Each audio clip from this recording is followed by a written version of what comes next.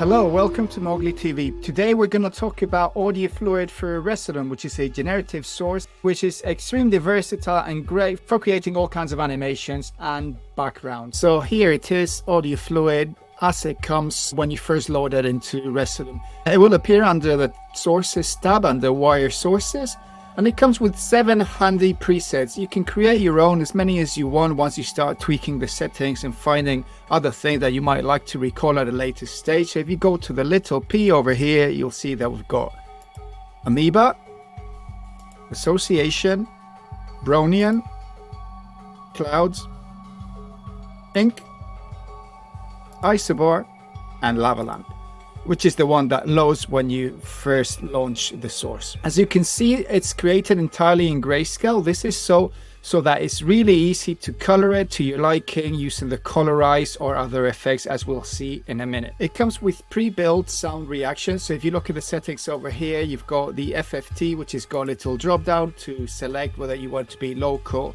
composition, or external. I've got it on composition at the moment because I've got a audio clip over here which I'm going to trigger, and now you can see the FFT gain is set to 0, so nothing's happening. The FFT band is at 18. The FFT band is basically progressively moving higher up the frequency ranges so that you can select and target whatever suits your needs best. So if we turn up the FFT a bit, you'll see that it's now nicely bouncing with the audio. Let's look at the settings. First, we've got zoom, which is very self-descriptive. So it zooms in and out of the overall composition. Allows you to bring things into extreme close-up or have a lot more particles. Then the drop size is very self-explanatory, is the size of the drops. So you can go from quite small, and then if you zoom out again, you'll see how it makes them even smaller as you're zooming out. The spacing is how much space there is in average between the particles. So from no space to more space. The detail refers to the reflections and the lines that appear around the particles.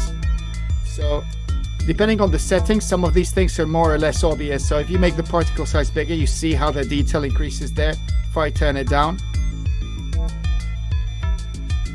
then you've got the style, rough and smooth. It's around rough at the moment. If I put it on smooth, you get a more diffused kind of effect. The sharpness refers to the highlights and all the artifacts that appear surrounding the particles.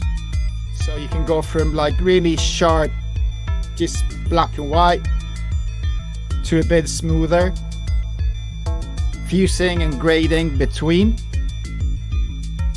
The speed is the speed at which the particles move and merge with each other.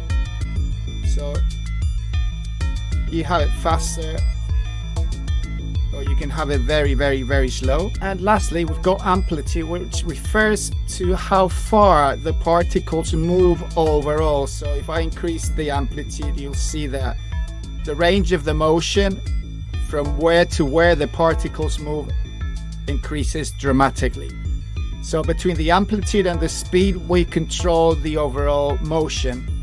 So if I bring the speed up and the amplitude up, you'll see that you can create some pretty hectic effects. So that's pretty much it as it regards to the settings.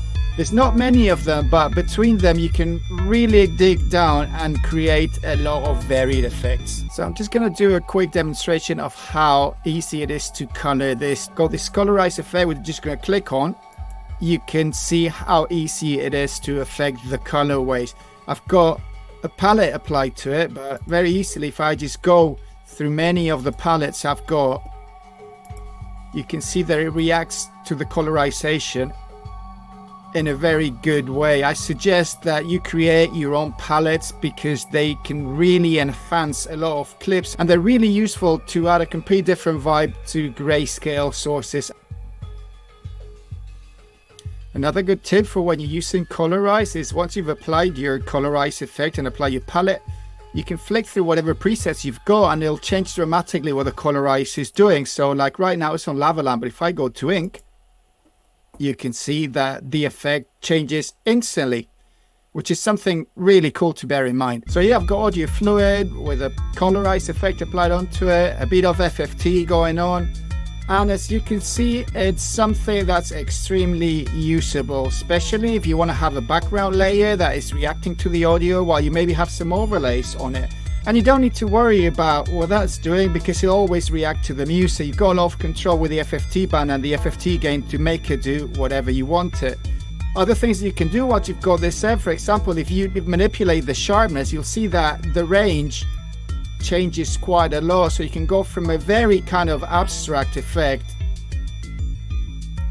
to much more detailed, shiny, glowy kind of thing over to very graphic.